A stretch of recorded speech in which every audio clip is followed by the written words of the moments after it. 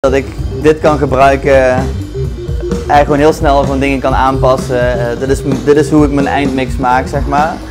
Maar goed, en alles komt een keer een eind, hè? Alles moet een keer vervangen worden. En ook de directeur van een theaterfestival, zo simpel is het. Dat en meer dit weekend in Cultuurcafé. En eigenlijk door tussen strieken. En ik klebbel wel iets erbij. Ja, kijk, zo moeilijk is het helemaal niet, toch Marjolein? Ja Guido, ik denk dat ik dit toch beter aan dich kan overlaten. Laat mij maar lekker zingen en presenteren, want dat ga ik doen op zondag 18 augustus hier in Kerkrade bij de Limburg Proms.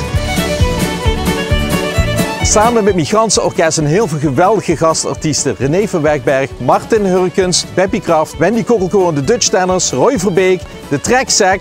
En ik zou het geweldig vinden met Stig Ochkum zingen. Ja, natuurlijk. En dit hele spektakel werd live uitgezonden op L1. Probeer dit eens. Kijk naar de Limburg Proms. Zondag live op L1. Zo ja. Ja, perfect. En met z'n achter kieks de muus rennen weg.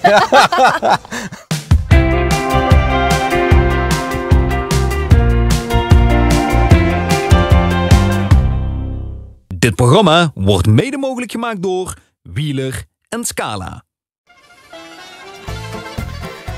Een hele goede morgen op deze 14e augustus. Op deze woensdag is de Tour de France weer terug in Limburg na 6.616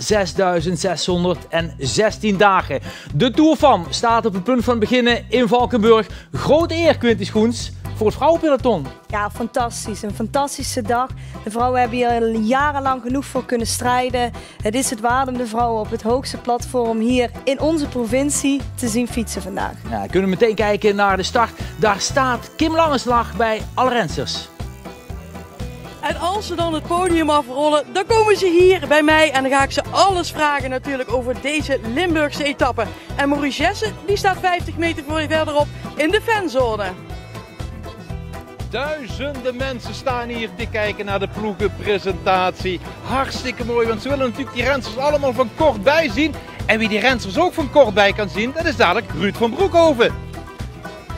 Ja zeker, want de sfeer zit er goed in. Het is een beetje gaan regenen, maar iedereen staat hier klaar op de Bemelerberg. Ze kunnen hier gaan beginnen en de sfeer zit hier al goed in, nietwaar?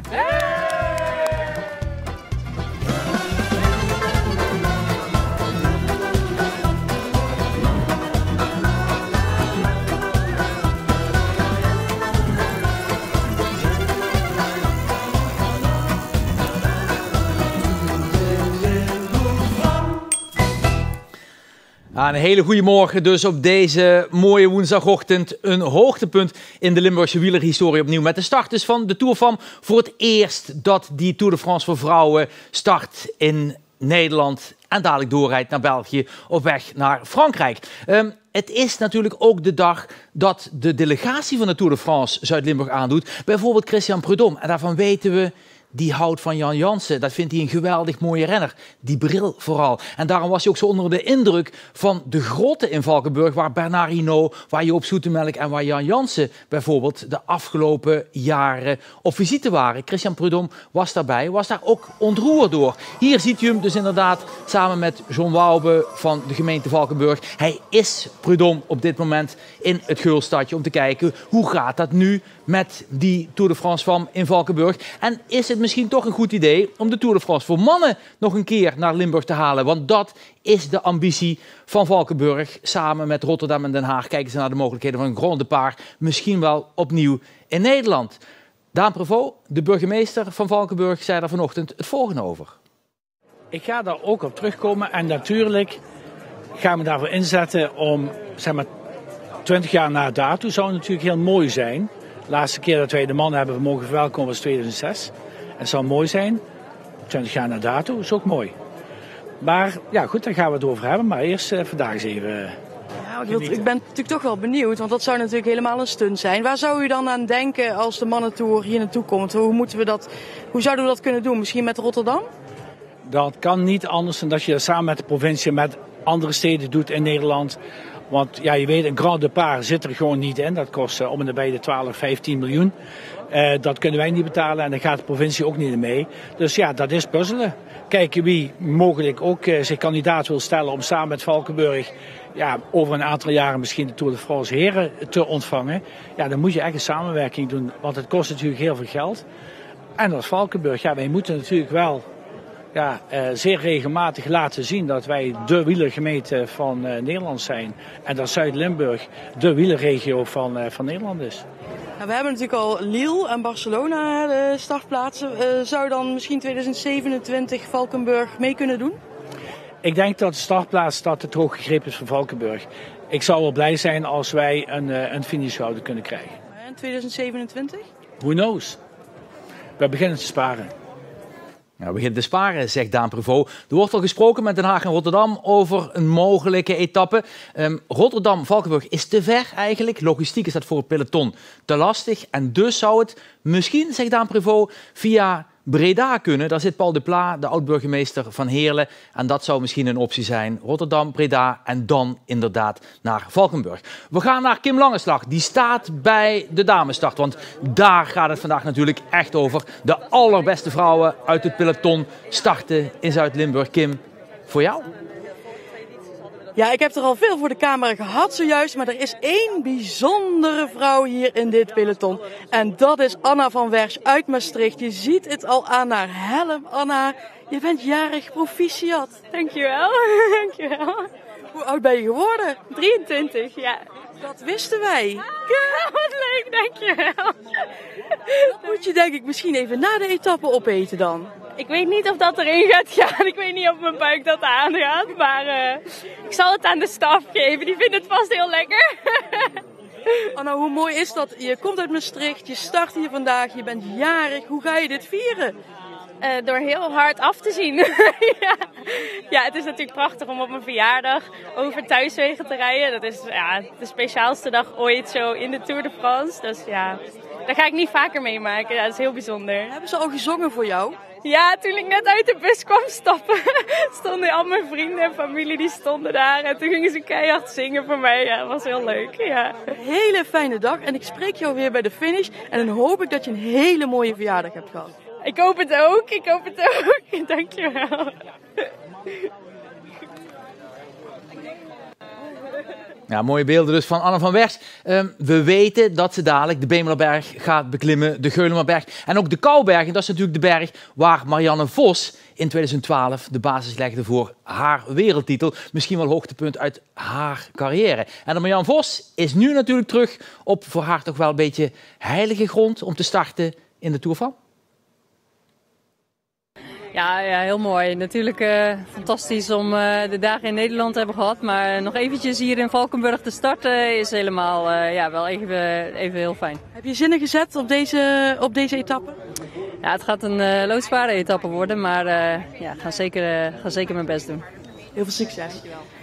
Ja, Marianne Vos dus inderdaad. Quinty, is Marianne vandaag misschien een van de kandidaten voor die rit? Omdat we toch een beetje een kleine Amstel Gold Race Luik-Bastenaken-Luik krijgen. Ja, 100%. Ik heb Marianne echt in mijn top 3 staan. Marianne is een hele goede puncher. En deze klimmen zijn natuurlijk niet 3, 5 of 10 kilometer lang. Dit zijn echt van die punchersklimmen. Dus ja, ik heb er vandaag wel heel hoog staan. Of ze Demi heel moeilijk kan maken, weet ik niet. Maar Demi moet wel opletten voor Marianne. Want ik denk dat Marianne niet uit het wiel van Demi gaat vandaag. Ja, maar Demi moet misschien ook een beetje uitkijken. Niet zoals Pogacar. Alles binnenhalen. Iets een beetje verdelen. Zo gaat dat toch in het wielrennen? Ja, Demi haalde gisteren die trui. En toen dachten wij natuurlijk van... dan is het waarschijnlijk, als alles goed gaat, vrij overzichtelijk wie de hele week deze trui gaat dragen. Maar het is natuurlijk voor Demi fantastisch dat ze het gisteren in Rotterdam al heeft kunnen behalen. Ja, ik denk dat zij wel met kop en schouders boven iedereen gaat uitsteken weer. En geweldig natuurlijk om juist in deze rit in Valkenburg bij de start Demi Vollering in het geel te hebben. Die grote dame uit het peloton. We kunnen naar Maurice Jesse, die staat in de fanzone, want ook daar is het druk vandaag in Valkenburg. Nou, sterker nog, die andere grote dame van de afgelopen 2 dagen staat op het podium. Charlotte Kool, 2 keer gewonnen. Beetje Limburgse, ze woont namelijk in Sittard. Ik zag ook namelijk heel veel fans ineens heeft ze erbij gekregen. Veel mensen inderdaad ook uit Sittard die hier naartoe aangekomen. Die dachten van, hé, daar moeten we zien. En je hoort het hier achter mij. Er wordt echt heel veel applaus gegeven voor al die rensters die hier komen. Ja, Charlotte Kool in het groen, dat is natuurlijk voor haar de bedoeling om die trui te behouden.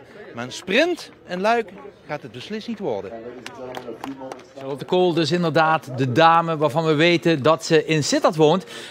En die dus afgelopen dagen Lorena Wiebes de baas was. Hele mooie sprint, herinneren we ons gisteren natuurlijk. Dat was echt een titanenduel. We kunnen naar Ruud van Broekhoven. Die staat op de Bemelerberg. Dat is eigenlijk de eerste beklimming die de dames dadelijk naar de neutralisatiezone gaan aandoen. En als u wil gaan kijken, dat kan natuurlijk nog altijd op parcours bij de Bemelerberg. Daar zullen ze rond 1:10 ongeveer langskomen. En iedereen staat er al klaar voor, Ruud. Ja, het is druk, Maurice. Dus als je langs wil komen, kom dan snel een gaatje zoeken hier. Want overal staan die mensen al heel lang. En het is ook gezellig. Het is echt, ja, alles komt hier voorbij. Er rijden nog wel wat auto's, maar ook veel reclameauto's komen voorbij. Mensen worden opgezweept. Ook door wielrenners die nog voorbij komen. Het is echt een drukte van belang. Het was eigenlijk al vanmorgen vroeg toen ik hier aankwam. Toen sprak je ook een aantal wielrenners die nog even hier de berg op wilden.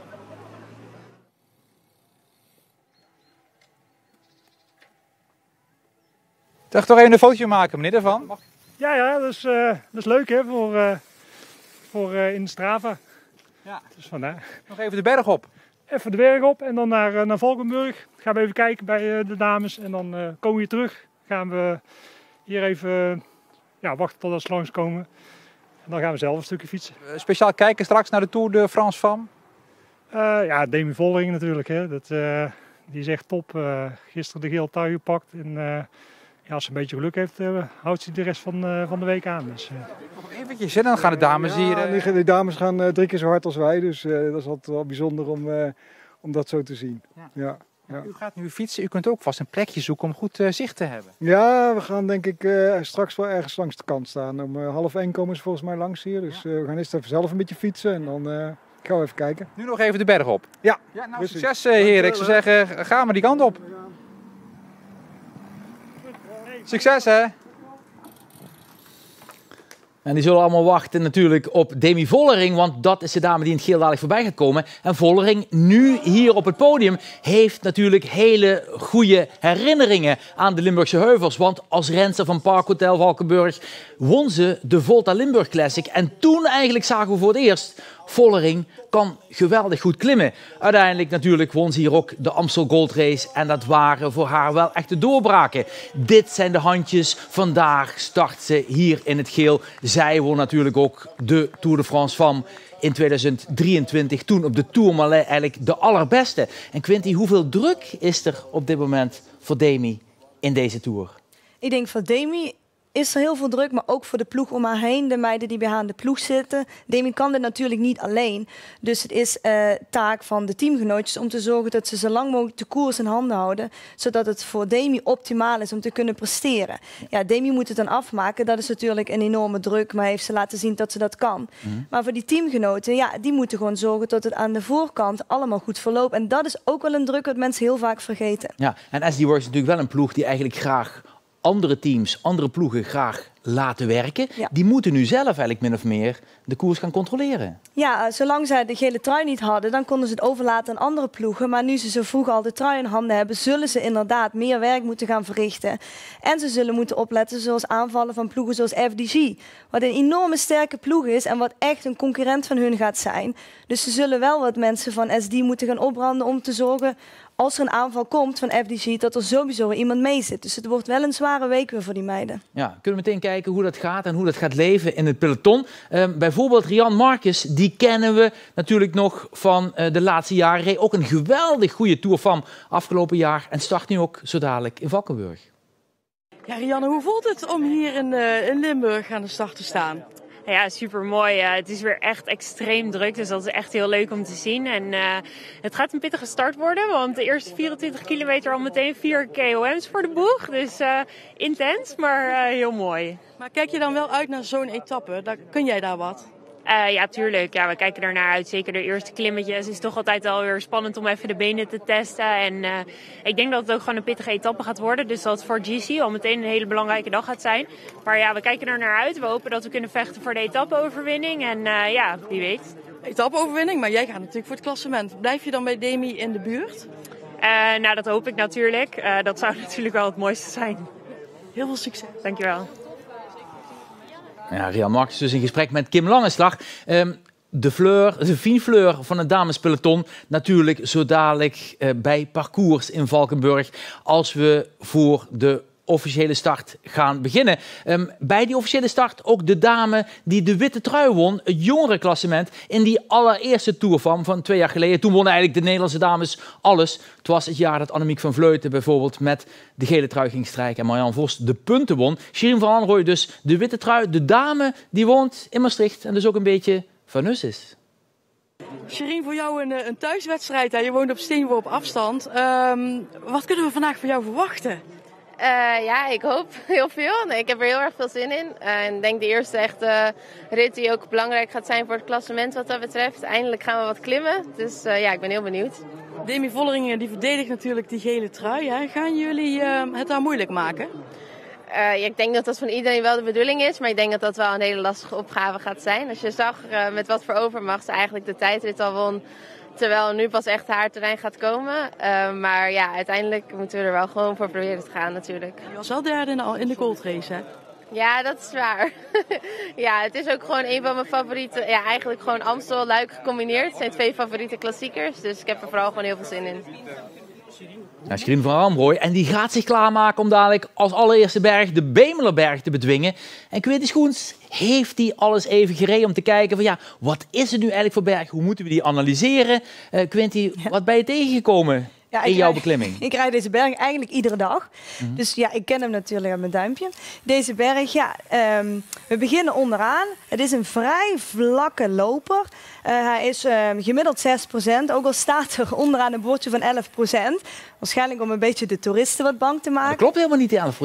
Nee, helemaal niet. Dus wij zitten hier gewoon met een goede loper van 6%. En het venijn zit er vooral aan de staart. Het is inderdaad een bochtige klim, maar 3-4%. De snelheid ligt hier altijd heel erg hoog. Het is eigenlijk wel een klim voor het buitenblad. Dus dat geeft aan dat er echt de snelheid mega hoog is.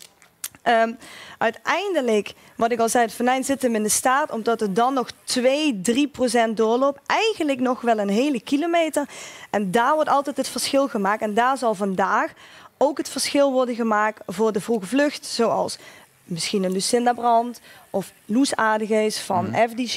Ja. Dat gaat al een heel belangrijk punt zijn in de koers voor de vroege vlucht om weg te komen. En dan zit hem echt het venijn in de staart op deze mooie klim. Ja, je weet dat dit in het wielergeheugen ook een beetje een groot trauma is. Hè? Omdat in 1998, waar Michael Bogert eigenlijk de grote favoriet was voor de WK-titel, en waar hij in de kopgroep zat, toen vlak daarvoor eigenlijk reed hij hier lek. Moest hij op de Bemelerberg in de achtervolging op Lance Armstrong. Ja. Volgens mij komt het bij jou op de keukentafel ook nog wel eens voorbij af en toe.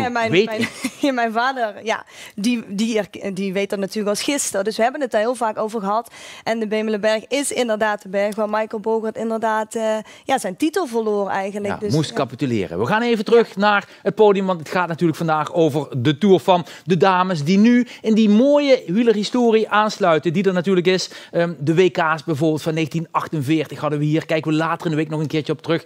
Maar nu dus de dames die hun eigen geschiedenis schrijven bij die start in Valkenburg met die 3 Limburgse beklimmingen. We gaan zo dadelijk starten. Nu kunnen we even meekijken. Dit zijn de beelden natuurlijk vanaf parcours, vanaf dat nieuwe complex in Valkenburg bij het Shimano Experience Center. De dames staan al klaar voor de start. Kim Langenslag, die staat er, die krijgt het van dichtbij mee. Die heeft ook meegekregen natuurlijk hoe de spanning is, hoe uiteindelijk die dames naar deze etappe toeleven en waar we ook de laatste etappe hebben in Nederland, de Grand Départ natuurlijk in Rotterdam. We gaan zo dadelijk naar België en dan gaan we een dag daarna naar Frankrijk. We kunnen naar Kim Langenslag bij de start van de Tour.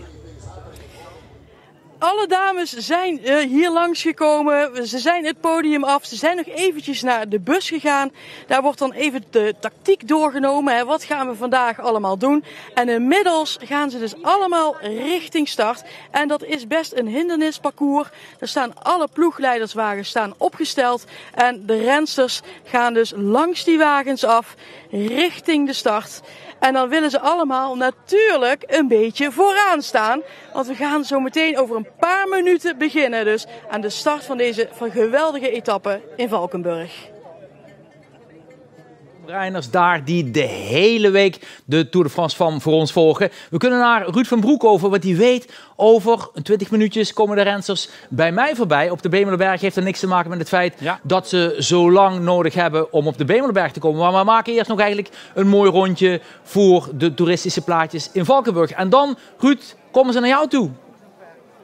Ja, klopt. En ja, iedereen is hier klaar voor. En als je staat te wachten, praat je met elkaar en hoor je de verhalen over die Bemelerberg bijvoorbeeld. Want er zijn mensen uit het hele land, maar ook mensen hier gewoon uit de buurt. Mevrouw, u bent, heb ik net gehoord, 87 lentes jong, hè? 86. Ja. En u fietst nog steeds? Ja, zeker. En u heeft vaak op deze berg gefietst? Ja, hier heb ik ook gefietst, ja. Naar boven gekomen, ja. Want de kinderen zaten in de kleuterschool in Bemelen en dan kwamen we hun halen en dan gingen we omhoog hier. In weer en wind? Ja, ook een beetje, ja. Hoe is deze berg dan? Ja, die is best wel zwaar, ja. Ja, dan moet je flink trappen. Ja. De dochter staat er ook naast. Ze fietsen ook hier vaak op de berg, heb ik begrepen. Ik heb hier ook heel vaak op gefietst, dat klopt. Ja, wij wonen hier boven aan de berg. Dus, wat voor gevoel staat u hier? Ja, dit is altijd heel gezellig, al die mensen. En dat is heel leuk, ja. En waarom dit plekje? Omdat we het hier heel goed kunnen zien natuurlijk. Precies, we staan eerste rangen. Geniet ervan, blijf kijken, ze komen zo aan. Ja, dankjewel. Jo, dank u. Jo, dag. Nou, mooie beelden vanaf de Bemelerberg. En trots is natuurlijk ook een emotie die heel gepast is vandaag met de start van het vrouwenpeloton in Valkenburg. Maurice Jessen staat erbij. Ja, en ik zie dat nu de burgemeester hier klaar staat van Valkenburg met de startvlag. En het is wat Kim al zei, ja, iedereen wil natuurlijk vooraan staan in deze toch wel bergachtige rit. We zien Charlotte de Kool in die groene trui, want de klassementsleidsters mogen natuurlijk daar staan. We zijn alleen nog even aan het wachten op de gele trui, op Demi Vollering, want die staat er nog niet. Maar die gaat er ongetwijfeld hier aankomen. Ja, het is hier duwen en dringen, want iedereen wil dat natuurlijk zien. De Tour de France voor Femme die vanuit Valkenburg gaat starten. Daar wil natuurlijk iedereen graag bij zijn. De burgemeester gaat nu keurig netjes mooi op de foto.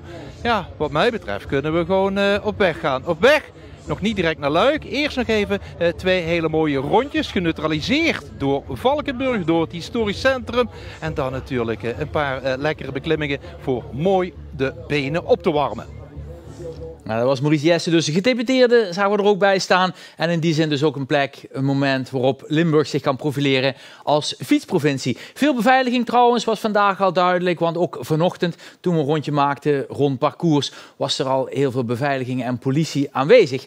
We kunnen gaan kijken naar Pauline Rooijakkers, de dame die eigenlijk de laatste jaren zich ook wel van voren liet zien. Die we vooral kennen van het strand in Egmond, daar won ze de wedstrijden. Maar ook in de Tour de France Femme was ze goed. De bergen zijn eigenlijk haar domein. En misschien tellen de heuvels van de Amstel Gold Race en Luik-Bastenaken-Luik daar ook wel bij. Pauline Rooijakkers. Pauline, je hebt een glimlach op je gezicht. Is het fijn om hier in Valkenburg aan de start te staan? Ja, dat voelt toch wel een thuiswedstrijd. En het is onwijs druk. En dat is echt mooi om te zien. En ja, dit is een terrein waar we regelmatig komen trainen. Dus ja, voelt goed. Pauline, jij bent meestal heel goed in de Amstel Gold Race. Kunnen we wat verwachten van jou vandaag? Ja, we gaan zien hoe de situatie gaat lopen en hoe de koers wordt gemaakt. Maar ja, deze heuvelachtig terrein ligt me ook heel goed. En ja, ik heb goede herinneringen aan Amstel Gold Race dus, en ook in Liège. Dus ja, de secondes liggen nog heel dicht bij elkaar. Dus ik denk dat er vol aan een harde wedstrijd gaat worden. En kun jij mee? Voel jij je goed?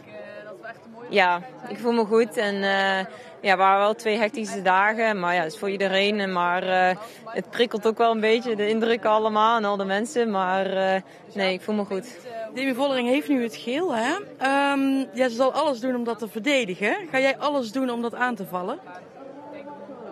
Dat zal lastig worden met Demi, maar we gaan als ploeg wel, wij zoeken ook dagen uit als team voor Puck Pietersen of voor Jaren Kasteleins. Dus maar voor het geel dat gaat wel lastig zijn. Maar we gaan sowieso alles aan te doen om elke dag vol in te gaan. Dankjewel. Dank je. Ja, Pauline Rooijakkers, en we hopen dat natuurlijk vandaag van voren te zien op die beklimmingen. De Redoute bijvoorbeeld hebben we ook nog in de aanbieding vandaag straks te zien live bij de collega's van de NOS vanmiddag. We kunnen naar Maurice Jessen bij de start. Ja, eindelijk. Het wachten is beloond geworden. Maar ja, het kan ook natuurlijk niet anders. Want je kunt niet starten als de gele trui er is. Daan Prévost heeft er echt op gewacht. En daar is het. Demi Vollering staat ook klaar. Nog een glimlach naar links, nog een glimlach naar rechts. Hier worden, ik denk zo, een 1500 foto's genomen voor Facebook en Instagram. Iedereen wil natuurlijk haar zien. Samen met de andere klassementsleiders staan ze hier klaar voor die etappe hier aan te gaan vangen. Het wordt druk. De motoren worden gestart. De auto's staan klaar. Nou, dat gaat niet lang meer duren. Een beetje duwen en dringen hier. Want ja, iedereen wil natuurlijk vooraan staan bij dit mooie historische moment. De andere rensters sluiten aan. De rest van het peloton. Dan kan het niet lang meer duren of het startschot gaat klinken voor de 4e etappe tussen Valkenburg en Luik. Snel naar Kim Lange.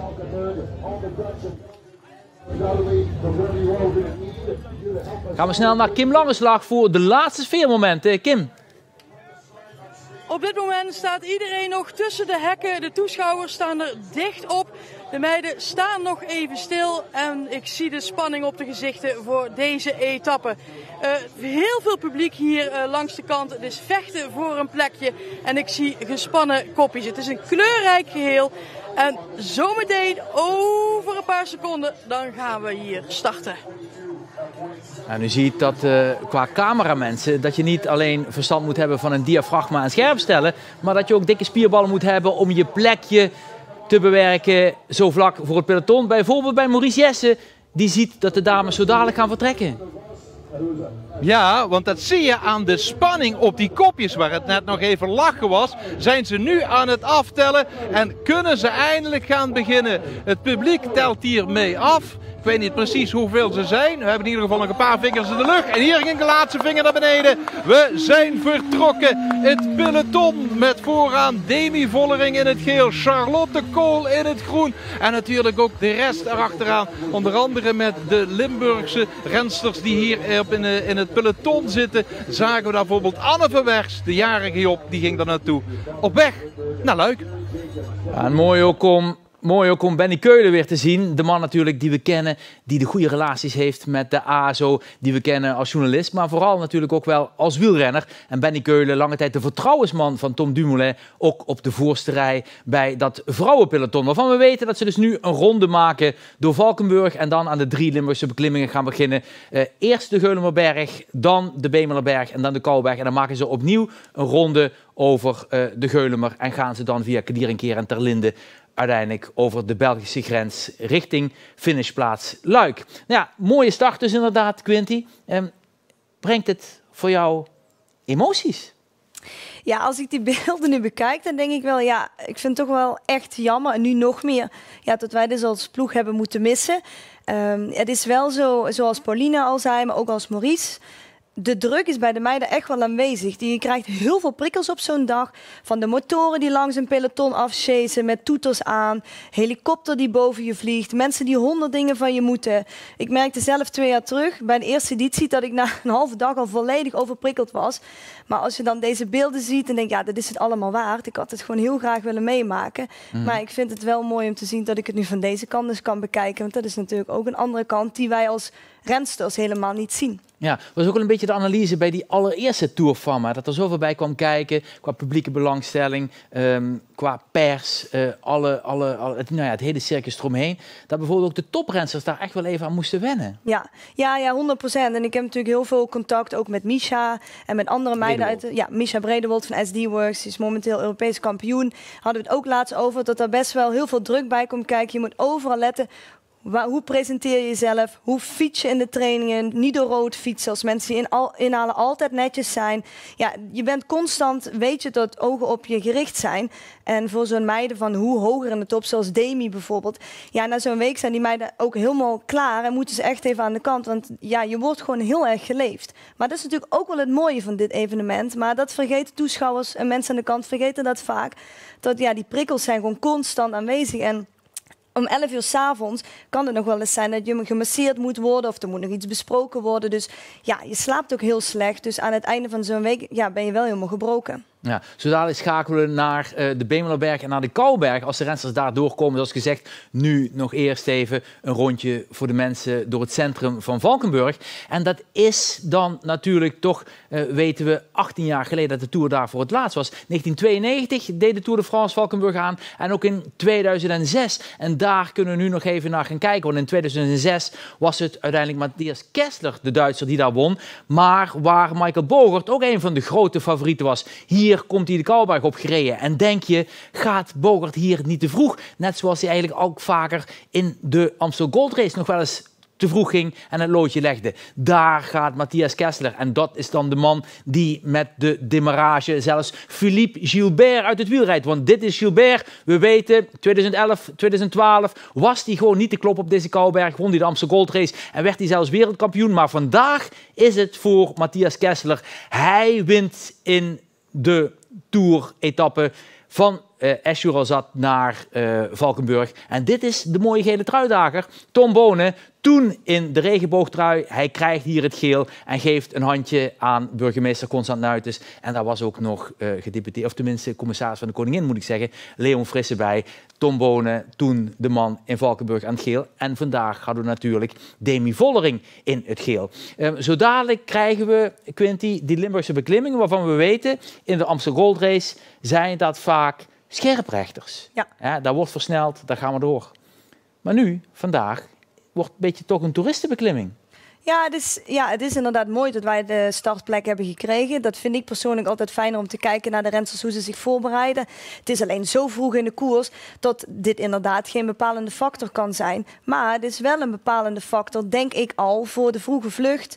En de aanvallers, zoals ik zei, zoals Lucinda of Loes of noem maar op. Misschien Sherin wel. Ja, dus het zijn gewoon zware klimmen. En als je bovenop de top kunt doortrekken en daar al kunt versnellen, ja, dan heb je wel kans op een vroege vlucht die misschien toch wel heel diep in de koers nog kan blijven bestaan. Dus het is wel interessant om die 3 beklimmingen zo vroeg in de koers te hebben. Ja, Van Amrooy, Brandt, we zullen kijken of we ze nog zien. En of Demi Vollering er eventueel rekening mee houdt. De dame is net vertrokken, maar sprak vlak voor de start nog even met de microfoon van alleen. Dit is een etappe waar ik heel erg naar uitkeek ook. Dus ik hoop dat ik vandaag gewoon heel erg goed kan doen. Ja, verwacht je ook wel echt van verschillen in het klassement tussen de klassementsrenners? Ja, dat zou zomaar goed kunnen natuurlijk. Het is gewoon een heel zwaar parcours en best wel technisch ook. Dus ja, je moet ook een beetje uit de problemen blijven natuurlijk. Ja, het is gewoon echt een klassieker. Je hebt gisteren in het klassement enorm huis gehouden op die korte tijdrit. Heb je het gevoel dat je vandaag echt ook al kan doorpakken en wil doorpakken in het klassement? Ja, als ik daar een mogelijkheid voor zie, dan wil je dat natuurlijk altijd proberen. Maar dat wordt gewoon een beetje aanvoelen. Dankjewel. Nou, Demi Vollering dus voor de Kamer van Tom Reiners met de collega's van de NOS en Sportza. Ruud, ze komen er zo dadelijk aan op de Bemelerberg. Is de spanning al voelbaar? Ja, het leuke, Maurice, is niemand weet het hier hoe laat ze precies komen. Ze zijn gaan staan. Ze volgen L1 via de telefoon, maar het heeft vertraging. Dus ze zijn alert. Kijk even hier, ze staan allemaal te wachten. Spannend, meneer, of niet? Ja, heel spannend. Altijd leuk om te kijken. En ja, inderdaad benieuwd wanneer ze komen. Ja, dat is wel... volgt u het? Ze kunnen elk moment hier zijn? Of? Ja, ik heb even gezocht op de site en dan kun je de tijden ongeveer zien. Ze komen hier 2 keer langs, dat is ook mooi. Ja, dat is extra naar de eerste keer nog een tweede keer kijken. Ik ga heel eventjes naar die dames daar. Want u staat ook al een tijdje te wachten. De spanning stijgt. De spanning stijgt. We wachten met smart op de eerste tourmensen die komen. Kunnen we juichen? Maar u staat wel een beetje achteraan. Ja, we gaan zo naar voren. Maar we dachten, laten de eerste mensen die belangrijk zijn maar iets voor. En dan juichen wij eroverheen. Ja, Jorrit, Maurice, iedereen is hier startklaar. Hier op de Bemelerberg zijn wij er klaar voor. Ja, mooi dus ook die drukte op de Bemelerberg. Dames komen er zo aan. Komen inderdaad 2 keer langs op de Bemelerberg. Dus u kunt eventueel nog aansluiten. Kim Langeslag die staat bij de start en weet dan van goed, die dames zijn er vertrokken. Finishen uiteindelijk in Luik. En dan gaan ook de bussen, Kim, langzaam richting België. Ja, het is altijd een heel indrukwekkend gezicht. Er zijn dus 22 ploegen die aan de start staan. En dat betekent dus ook 22 bussen. En die gaan dus, kijk, hier komt er eentje langs. Die gaan dus allemaal heel snel natuurlijk naar de finish. Want die moeten daar weer klaarstaan als de rensters daar over de streep komen. Dat betekent dat er ook heel veel auto's achteraan rijden. Heel veel ploegen hebben nog ploegleiderswagens. Dus het is altijd iedere dag een soort optocht. Dus het is een beetje een nomade bestaan. Zo kun je het wel noemen als je de Tour de France rijdt. Want ja, dan finishen ze in Luik, dan gaan ze naar het hotel en de volgende dag gaat het hele circus weer opnieuw beginnen. En dat is natuurlijk wel echt het hele mooie van de Tour de France FAM. Ja, en daarom is Kim Langeslag zo'n goede verslaggever. Loopt er een eekhoorn achter je door en ze praat gewoon verder. Vera Koedoder is dat ook een beetje gewend. Zij kent natuurlijk het peloton als geen ander. En Vera rijdt vandaag ook rond in de ronde. Niet op de fiets, maar in de auto. Was het de afgelopen dagen, veel publiek en ook vandaag hier in Valkenburg? Ja, het was de afgelopen dagen. Ik heb zelden zoiets gezien. Ik heb dus op bepaalde baanwedstrijden heb ik duizenden mensen publiek gehad. Hè? Maar dan zit je in een stadion, Olympische Spelen of zesdaagse of wereldkampioenschappen. Dat is heel bijzonder. Ik heb ook bijvoorbeeld La Course bij de Tour de France gereden. Op de Champs-Élysées stond het ook 10 rijen dik. Dus ik heb het als renster mogen ervaren. Ik weet nog dat ik dan ook met kippenvel rondreed. Maar de afgelopen dagen was nog weer even heel anders. Ik ben heel benieuwd naar de geschatte cijfers, hoeveel bezoekers er waren. Maar vooral het Westland, met Demi Vollering, Milen de Zoete, de thuisrijdsters. Nou, ik krijg gewoon weer kippenvel, nu ik het vertel. Het was echt heel iets speciaals. En je kan gewoon merken dat het was de afgelopen dagen weer een hele boost voor het vrouwenwielrennen. Jonge meisjes die ik langs de kant heb zien staan, die echt hun ogen uitkeken en voor hun idool ook kwamen kijken. En ook echt in het echt konden bekijken, want ja, met de paddock waar de rensters staan met de bussen.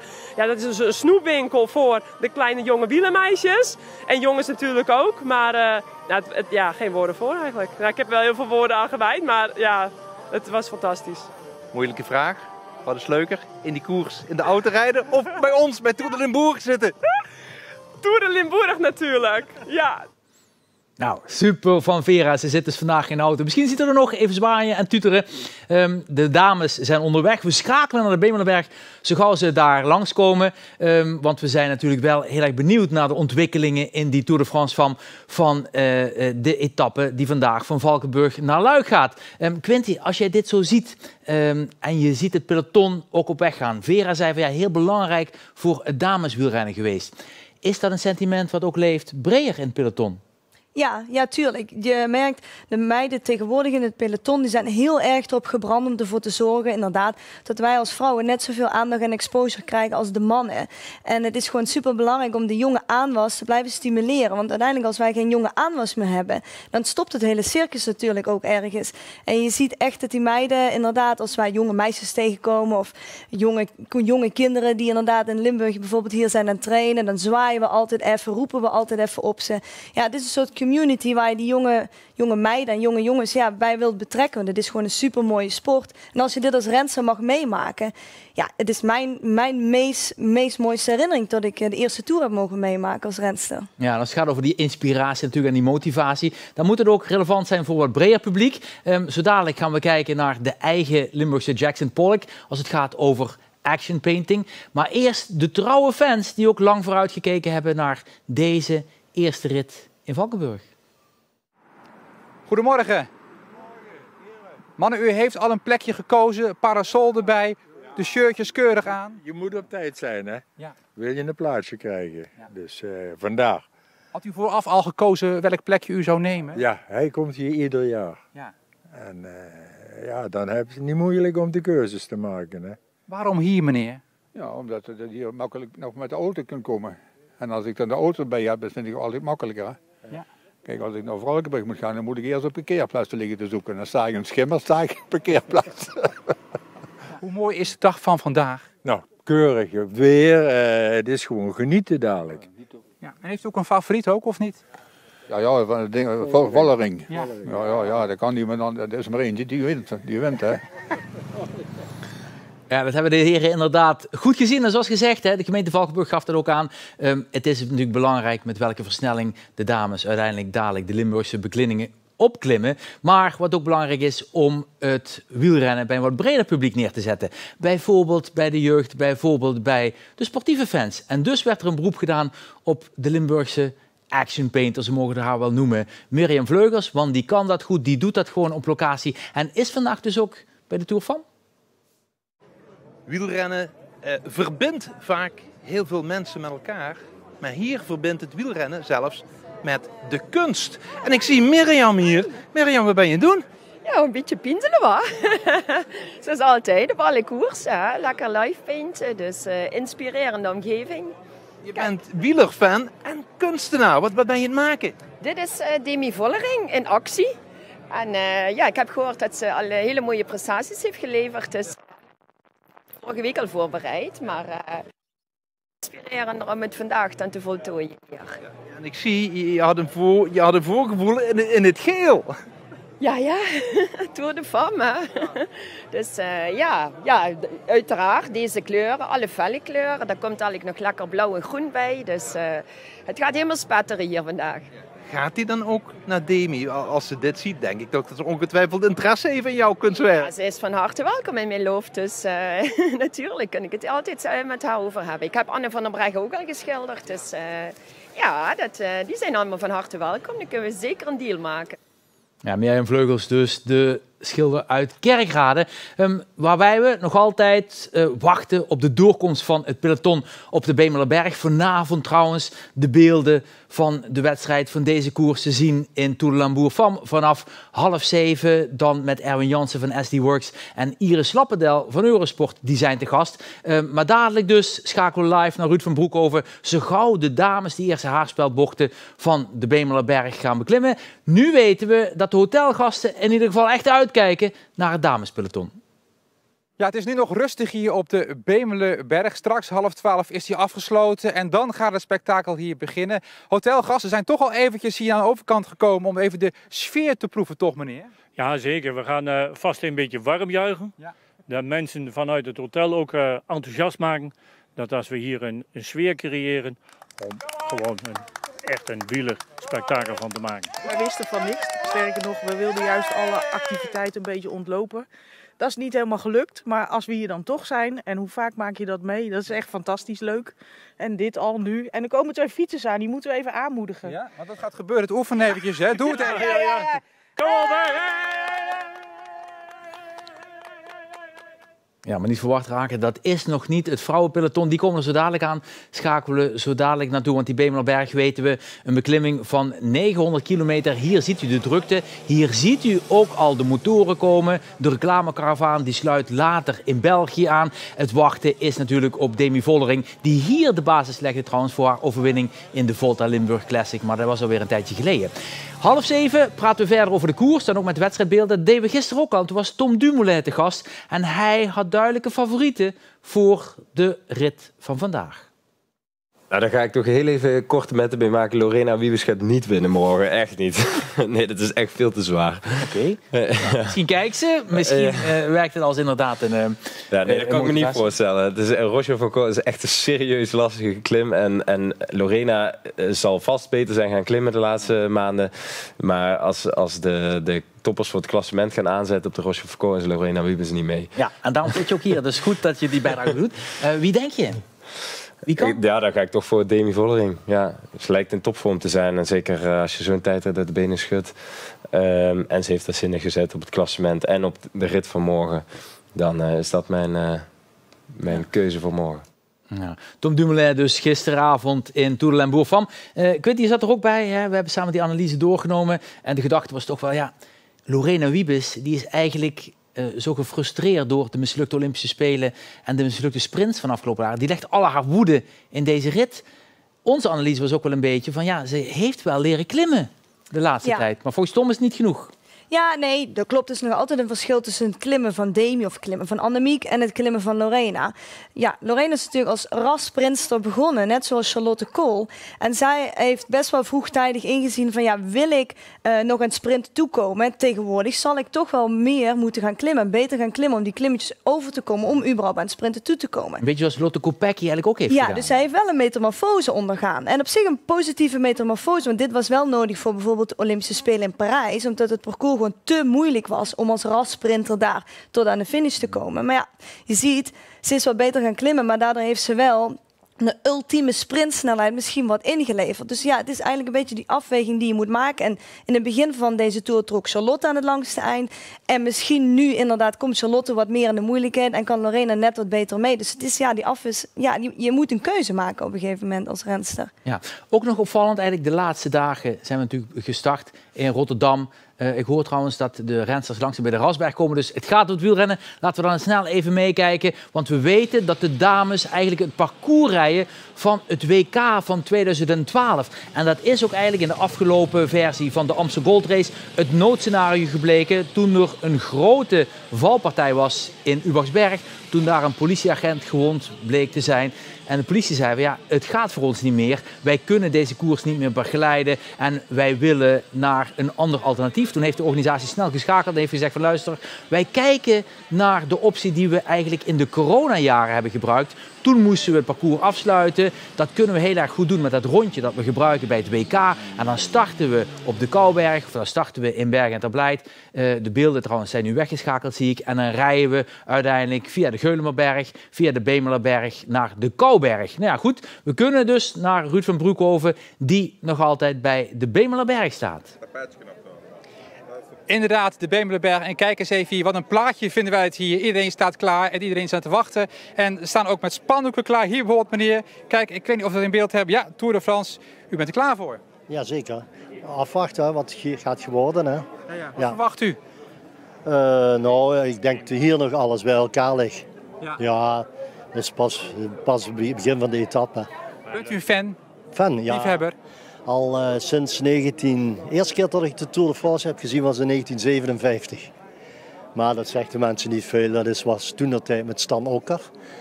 En daarna heb ik ongeveer toch wel een 30 keer al de Tour de France gezien. En nu staat u hier aan de staantafel te wachten tot ze voorbij komen? Ja, zeker. Geniet ervan. Dank u wel. Inderdaad, Ruud van Broekhoven dus met de laatste sfeer op die Bemelerberg. En Quinty, dan is eigenlijk dat WK-rondje met die 3 beklimmingen in Limburg is eigenlijk een heel handig rondje gebleken voor corona, maar ook nu voor de Tour de France. Ja, ik moet zelf zeggen, we hadden inderdaad de afgelopen Amstel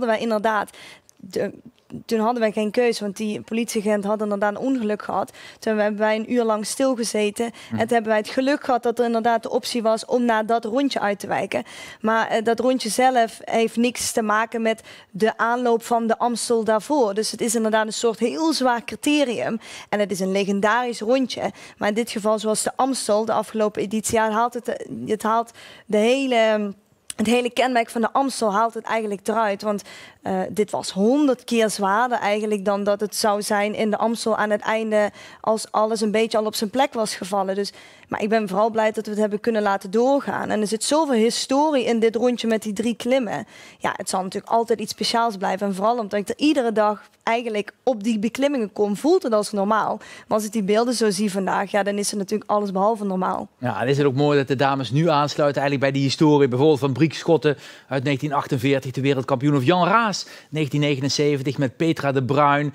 En natuurlijk Lance Armstrong en Michael Bogert, die uiteindelijk naar de finish gingen, waarvan we al eerder memoreerden. Bogert lek op de Bemelerberg. Kamenziend toen de wereldkampioen. Maar goed, we gaan natuurlijk naar de race van vandaag. Zijn we benieuwd hoe dat gaat. En kunnen we kijken of we bij Maurice Jessen op de Kouberg nog sfeer kunnen proeven. Ja, nou, laten we zeggen de allerbekendste klim van heel Nederland. En of hier sfeer is, ja, ik kijk even hier, het staat hier mensen dik, rijen dik, 3-4 rijen dik. Achterdoor staat een Joekskapel te spelen. En Ja, geweldig. Al die mensen die nu nog aankomen, die zijn natuurlijk allemaal bij de start geweest, bij die ploegenpresentatie en willen hier aanschuiven. En als je ook verder omhoog kijkt, het blijft gewoon vol staan. Ik heb hier de Amstel Gold Race vaak meegemaakt. Ik heb er het wereldkampioenschap meegemaakt. Maar dit, voor het dameswielrennen, slaat qua publiek echt werkelijk alles. Zoveel mensen zijn hier naartoe gekomen en dan moeten de rensters nog komen. Ja, Maurice Jesse dus inderdaad over het next level in het vrouwenwielrennen. Ander verschil natuurlijk, Quinty, met de laatste dagen. Gisteren was het 10 graden warmer dan vandaag. Dat is voor het publiek fijn, maar ik denk ook voor de rensters heel prettig. Ja, 100%. Want hoe warmer het is, hoe meer energie je verbruikt. En als je dit in het begin van de Tour al hebt, ja, dan verlies je gewoon heel veel zouten en mineralen. En dan is het best wel lastig om dat bij te eten en te drinken. Dus voor de vrouwen is dit, ja, het is fantastisch weer. En vooral als we richting de heuvels en de klimmen gaan en richting inderdaad Luik, dan is dit gewoon fantastisch weer. Nog altijd 10 of 15 graden warmer dan Luik-Bastenaken, Luik-klassieker. En dat is al een prima temperatuur om daar te vertoeven. Dus dit is voor die vrouwen voor lange termijn tot en met zondag veel beter. Ja, we zijn nog altijd natuurlijk in afwachting van het peloton dat na een eerste rondje een beetje voor de mensen in Valkenburg echt officieel van start gaat via de Geulemerberg. Daar lag het officiële départ. En dan gaan we deze Rasberg af. U ziet, de motaar zal komen. Die rijden altijd voor de koers af. En dan gaan we hier bij de Rasberg linksaf. Het is eigenlijk een afscheiding die in de Amstel Gold Race van 3 jaar geleden is geïntroduceerd. Dat was ook het eerste jaar dat we de Mathieu van der Poel allee kregen bij de Lindenstraat in Terblijd, waar Mathieu van der Poel die legendarische achtervolging inzette en uiteindelijk nog de Amstel Gold Race won. Ja, hier gaan we dan linksaf. We gaan niet meer via de Molenweg, maar dus via deze afslag. En dan zien we in de verte het peloton komen. Ja, ik wil er best op wachten. Ik vind het eigenlijk geen enkel probleem. Maar dan gaan ze vanaf die afslag naar de Bemelerberg, naar Ruud van Broekhoven. U ziet hier de auto's. U ziet hier inderdaad ook het hele circus wat ervoor rijdt. Dit zijn de motoren die er ook voor moeten zorgen dat het parcours vrij is. Dat was natuurlijk wat er fout ging in de Amstel Gold Race van dit jaar, waar in Ubaxberg uiteindelijk bij de Kunrade een auto het parcours opkwam en in aanraking kwam met een politieagent. Hier is het peloton, alles nog bij elkaar en u ziet de rensters hier komen. Quinty, wie zien we voorop? Ja, we zien natuurlijk weer, volgens mij was het Lorena die volgens mij als eerste de bocht naar links nam. En het is natuurlijk SD die het hef in handen neemt. En je ziet als je hier achterin zit hoe minder de snelheid is. En volgens mij is Lorena nu al 300 of 400 meter verder. En dit is een heel smal stuk tot aan de voet van de Bemelerberg. Dus hier loop je eigenlijk al een beetje achter de feiten aan. Ja, en dit is dus ook de plek waar het peloton relatief lang trekt. We gaan dan na een 500 meter ongeveer linksaf. En dan zitten we in de weg naar Bemelen. En gaan we uiteindelijk ook de Bemelerberg op die beklimming van 900 meter. Met, hoorden we net van Quinty, niet de 11% stijgingspercentage die stiekem toch aan de voet van de klim vermeld staat. Maar gewoon maximaal 7%. Dus het is een koers, een berg die heel erg goed loopt. Goed, één kleine achtervolgster, die komt nog wel makkelijk bij het peloton. Kan tussen de auto's uiteindelijk door soleren naar de grote dames die nu zo dadelijk de Bemelerberg gaan beklimmen. En dan kunnen we misschien al langzaam naar Ruud van Broekhoven. Daar geven we hem wel een hele moeilijke taak, want het duurt nog wel even voordat de dames hier zijn. Maar je merkt wel aan de mensen op de Bemelerberg dat de spanning stijgt. Dan heb je een radiootje bij je oren, dan heb je een telefoon voor je neus en dan kijk je mee van waar zijn de rensters. Hier hebben ze natuurlijk het peloton ook al die afslag zien nemen vanaf de Rasberg. Die zien nu de auto's komen, die zien nu dadelijk ook uiteindelijk hier de rode lichtjes van de eerste motoren. En die weten, Bemelen wordt aangedaan. We gaan de Bemelerberg beklimmen. De plek natuurlijk waar in het verleden heel veel uiteindelijk beslissingen zijn gevallen in de Amstel Gold Race. We memoreerden al even, ik moet niet zeggen Adrie van der Poel, natuurlijk Mathieu van der Poel. Op het moment dat hij achter Vogelsang ging en Alaphilippe, was het hier op de Bemelerberg dat die achtervolging voor het eerst echt serieuze resultaten opleverde. En dat die echt dichterbij kwam. U ziet hier de rensters komen. Dit, Quinty, voor het peloton. Is er nervositeit op het moment dat ze hier die haarspeelbochten ingaan, waar je toch goed moet sturen en waarvan we weten, er zit een Oezbeekse ploeg in. Die kunnen niet hard rijden, maar die kunnen ook niet sturen. Nee, het is echt een gevaar voor het peloton. Ik heb vaker met die meiden in het peloton moeten rijden. En daar had ik echt moeite mee om ervoor te zorgen dat ik wilde zo ver mogelijk bij ze uit de buurt blijven. Want skilltechnisch zijn ze gewoon heel slecht. Dus deze meiden zullen waarschijnlijk al voordat wij misschien Limburg uit zijn al in de problemen komen. Maar goed, dan is het weg en hebben de meiden in het peloton nergens meer last van. Ja. Hier is de Bemelerberg dus bij Ruud van Broekhoven, die nu de eerste auto's van de organisatie al voorbij ziet komen. Christian Prudhomme, vaak in die rode auto aan de voorkant. Zwaait u naar hem. Als we de Tour de France voor de mannen nog een keer naar Limburg willen krijgen, is elk enthousiasme meegenomen. En u hoorde Daan Prevost, de burgemeester van Valkenburg, al zeggen, die mannentour, die willen we ook. En we praten nu met Den Haag en Rotterdam of we misschien een Grand Départ de komende 5 jaar een keer naar Nederland opnieuw kunnen halen. Dit zijn de rensters. Ik ga overgeven naar Ruud van Broekhoven, want dat is de beste live verslaggever voor dit moment. Want hier gaat het gebeuren en iedereen is in spanning aan het afwachten tot ze komen. De fototoestellen, de camera's, die worden hier gepakt en foto's gemaakt. En je ziet het ook dat de motoren hier voorbij komen. Ik ga even naar deze mevrouw snel nog een plaatje maken. U bent heel geconcentreerd bezig. Ja, u kunt niet praten. Jawel, maar dat trilt het. U trilt een beetje? Ja. Want het juiste moment moet vastgelegd worden, hè? Nou, de foto wordt gemaakt. We moeten nog even wachten tot ze hier voorbij komen. Motoren zijn voorbij. Mensen gaan ook snel, heel snel even over en weer oversteken. Maar nu zit iedereen eigenlijk al startklaar, hè? Ja. Dat kan elk moment gebeuren. Ja. Heeft u lang staan wachten? Nou, valt mee. Een uurtje. Mevrouw daarnaast, u heeft geen fototoestel, camera bij de hand. Bent u er klaar voor? Ik ben er helemaal klaar voor, ja. Ja, laat ze maar komen. Ja, het is spannend wanneer ze komen natuurlijk. Ja. Nee, daar beneden hebben we ze al gezien. Dus ze zullen zo de berg op komen. Ja. En dat gaat nu ook gebeuren. Iedereen is in afwachting tot de wielrensters hier voorbij komen. Iedereen echt met de telefoon in aanslag tot ze hier de Bemelerberg opkomen. Dat kan niet meer lang duren. En dan zien we inderdaad de motoren komen. Laat signaal maar staan, jongens. Dan kunnen we het gewoon van hieruit, vanuit de studio, becommentariëren. Want we hebben hier een echte dame uit het peloton die onder andere de Amstel Gold Race heeft gereden met deze vrouwen. En die ook weet wie we daar als eerste de bocht om zien komen, Quinty. Wie verwacht je hier? Ja, dus zijn we net te laat met de voorspelling. Ik zie hier alle grote ploegen vertegenwoordigd aan de voorkant. En je ziet dus ze rijden met z'n vieren breed.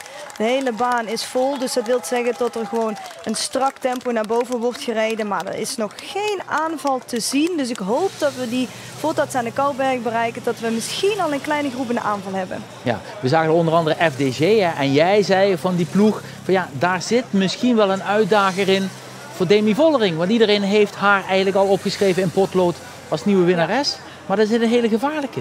Ja, FDG heeft een hele goede ontwikkeling gemaakt. Ze hebben heel veel goede renners aangenomen. En ze gaan ook heel veel goede renners nog aannemen voor het volgende seizoen. En in de Vuelta was er één hele moeilijke rit. En er was één renster die net Demi niet kon kloppen op de streep. En dat was Eva Muzic. En dat is een Frans jong meisje, een klimster. En zij is nog wel degene, denk ik, als hij een goede doen is, met een goede ploeg om haar heen, zoals FDG, die Demi nog echt wel lastig kan maken. Dus ik weet zeker dat SD Works ook gericht is op Muzic. Ja, en Muzic, is dat dan een dame voor bijvoorbeeld de laatste beklimmen, de Grand Bornand en de Alpe d'Huez? Of is dat ook wel een dame die we misschien hier al zien bij de Redoute? We zullen deze dame zeker al bij de Redoute zien. De Redoute is eigenlijk al belangrijk welke positie hem onderaan begint. Kan ik uit ervaring vertellen, zo'n positie eindig je ongeveer ook bovenop. Het is wel echt een powerklim ook wel. En ik ben vorige week bij de Alpe d'Huez geweest. Ik heb een beetje parcoursverkenning gedaan voor het programma.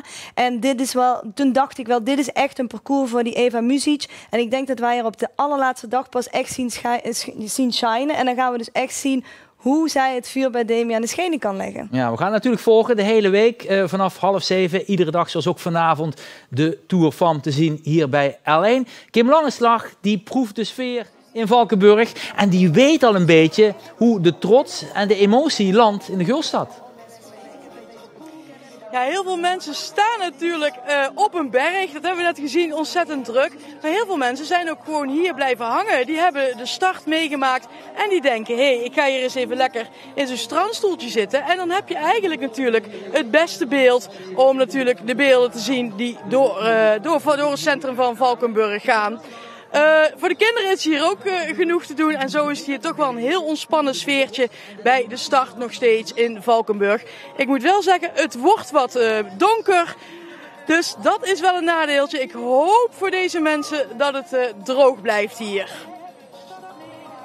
Inderdaad vanuit Valkenburg, waar we inderdaad veel kinderen zaten en waarvan we ook hoorden al van de burgemeester, ja, het kost wel 250.000 die Tourfam naar Valkenburg halen, maar we hopen er ook mee te inspireren en uiteindelijk, als we kunnen besparen, bijvoorbeeld op jeugdzorg of BMO, dan kun je dat via de achterdeur ook weer terugverdienen als gemeente.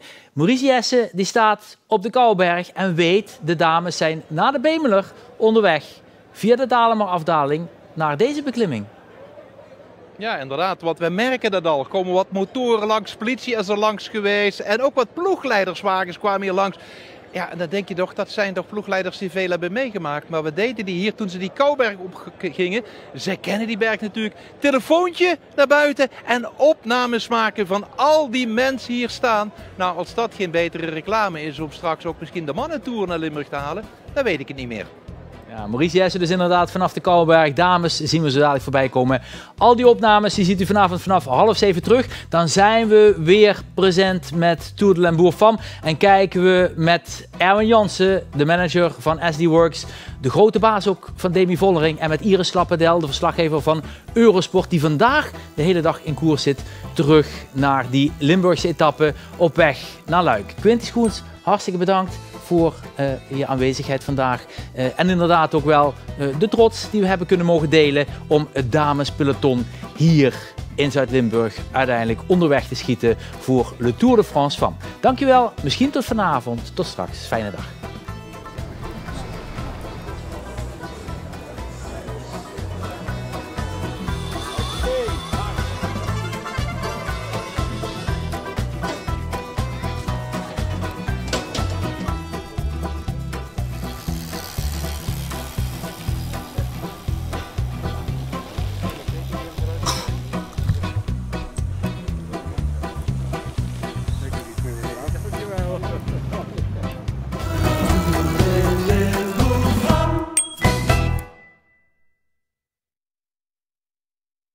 Dit programma wordt mede mogelijk gemaakt door Wheeler en Scala.